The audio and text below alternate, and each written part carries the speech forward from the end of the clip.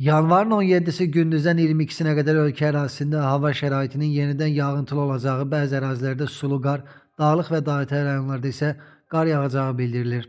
Doğru Xəbər Azərbaycan bildirir ki, bu barədə Milli Hidrometeorologiya Xidmətinin rəsmisi məlumat verib. Yağıntıların ayrı-ayrı yerlərdə intensivləşəcəyi, bəzi ərazilərdə güclü şimal-qərb küləyin əsəcəyi gözlənilir.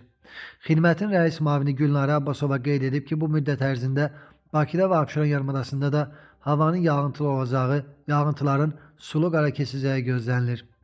Temperatur ölkə ərazisində ötən günlərlə müqayisədə tədricən 5-8 dərəcə enərək minimal temperatur Bakıda və Abşeronda 0-2 dərəcə isti, dağətəyi rayonlarda 3 dərəcəyə qədər, dağlıq rayonlarda 5-10, yüksək dağlıq ərazilərdə isə 15-20 dərəcə şaxta olacaq. Dağətəyi və dağlıq rayonlarda yollar buz bağlayacaq. İndi isə sabahın havası. Yanvarın 16'sında Bakıda və Abşeron yarımadasında havanın dəyişkən buludlu olacağı, tutulacağı, yağmursuz keçəcəyi gözlənilir. Mülayim cənub-qərb küləyi axşam şimal-qərb küləyi ilə əvəz olunacaq. Temperatur gecə 1 dərəcə şaxtadan 3 dərəcəyə qədər isti, gündüz 6-10 dərəcə isti olacaq. Naxçıvanda da gün ərzində yağıntı ehtimalı yoxdur. Temperatur 0-4 dərəcə isti olacaq. Azərbaycanın əksər rayonlarında da sabah yağıntı gözlənilmir. Bəzi yerlərdə duman olacaq, qərb küləyi əsəcək.